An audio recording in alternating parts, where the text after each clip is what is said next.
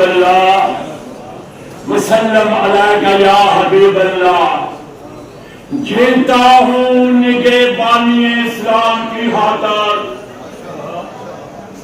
فاسق ہے میری طرف روائے سے گلا من، ہر دور کے شداد میرے پاؤں کے نیچے، اور یہ ساتھی ہیں میرے دین پیغمبر کے جگر بند۔ میں آج میلاد مصطفیٰ پر پیر ناصر صاحب نے منعقد کیا، میں مجاہد ملت مولانا محمد عبدالستار نیازی کا مجاہد ہوں۔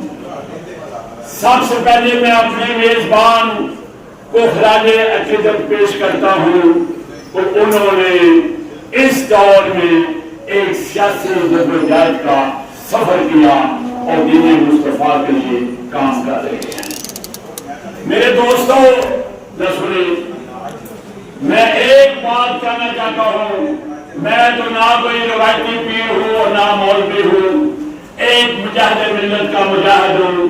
میں نبی کریم صلی اللہ علیہ وسلم کی اس 1500 سالہ جشن کے اوپر ان کا وہ روشن باب کو آپ کے سامنے پیش کرنا چاہتا ہوں۔ ان کے کارنامے، ان کی شخصیت، ان کی نبوت تمام بیان کرتے ہیں، کیونکہ میں ایک مجاہد ہوں۔ میں نبی کریم صلی اللہ علیہ وسلم کا وہ پہلو اس قوم کو بتانا چاہتا ہوں جس کی آج ضرورت ہے۔ میرے دوستوں، میں محمد مصطفیٰ کے اس پہلو کو دیکھتا ہوں جب آپ کا ظاہری طور پر آخری وقت آیا۔ ویسے تو الحمدللہ ہم سنی ہیں، زندہ نبی کے قائل ہیں، ان کے حاضر نبی کے بھی قائل ہیں، لیکن میں یہ بات بتانا چاہتا ہوں، میں اس کمرے کے دیکھ رہا ہوں اس میں سرکار مدینہ وہاں پر تشریف فرما تھے اور آرام کر رہے تھے۔ اندر 8 سوارے تھے، اس کمرے میں 8 میزے تھے، ذرا تھے اور بار 8 گھوڑے باندھے ہوئے تھے۔ میرے نبی کریم نے، وہ کریم بھی تھے، وہ رحمت العالمین بھی تھے، لیکن آپ نے 22 غزوات میں ان کی حصہ لیا۔ ایک روایت ہمارے اس پاکستان کے دنیا کے نام نہاد امن کے ٹھیکیدار ان کا ایک پہلو بیان کرتے ہیں، لیکن یہ بھی پہلو ان کا یہی ہے۔ ہمارے قید علامہ شاہ میں فرماتے تھے کہ نبی کریم صلی اللہ علیہ وسلم عالم بھی تھے، مبلغ بھی تھے، مدرس بھی تھے، سپہ سالار بھی تھے، حکمران بھی تھے۔ اور آج میں یہ بتانا چاہتا ہوں کہ آپ نے راستے مدینہ کے بعد تقریباً آپ کے دور میں 22 لاکھ بربادی کا علاقہ فتح ہو چکا تھا۔ آج پاکستان کے اندر آج جو حالات ہیں، اور اس فوج نے، یہ 5 فوج، یہ بہادر فوج جس نے مار کا مارا، یہ امن سے قائم نہیں ہوا۔ یہ آج پاکستان کو جو عزت ملی ہے وہ جہاد سے ملی ہے، جب پاکستانی افواج نے صبح 7 بجے کے وقت اللہ اکبر اور نعرہ رسالت کی صداؤں میں دشمن پر حملہ کیا، اور مودی کے مندروں کی گھنٹیاں خاموش ہو گئی اور وہاں پر سناٹا چھا گیا۔ یہ سب کچھ اس طرح ممکن ہوا کہ نبی کی اس امت نے جہاد کیا۔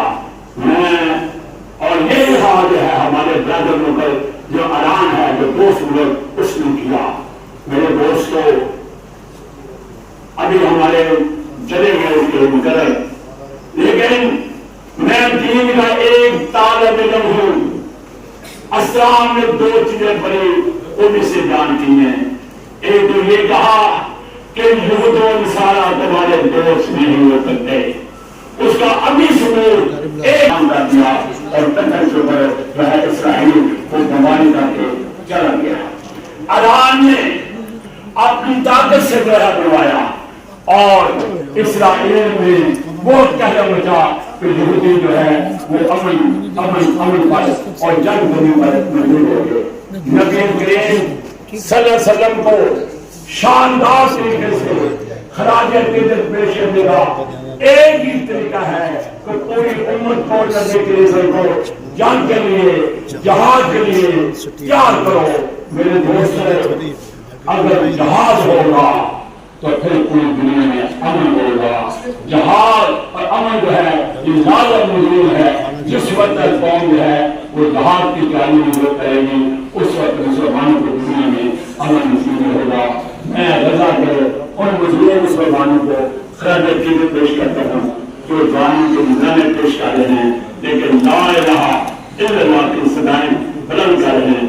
میں ناصر صاحب پیر صاحب کو خیر عقیدت پیش کرتا ہوں. ایک شعر کے اندر کہتا ہوں جو اقبال لاہوری رحمۃ اللہ علیہ نے اس پیر کے اندر فرمایا کہا کہ بتا ہے شعر کیوں ابن علی آیا مداح میں اگر حجرے میں ہو جاتی شمع روشن ایمانی تو امام حسین کو میدان کارگاہ میں آنے کو کوئی ضرورت نہیں. آج وہ لوگ وہ پیر وہ علماء جو اس ملک کے اندر نظام مصطفیٰ کے لیے اور نبی کے نظام کے لیے جو کہتے ہیں میں ان کو حاضر پیش کرتا ہوں.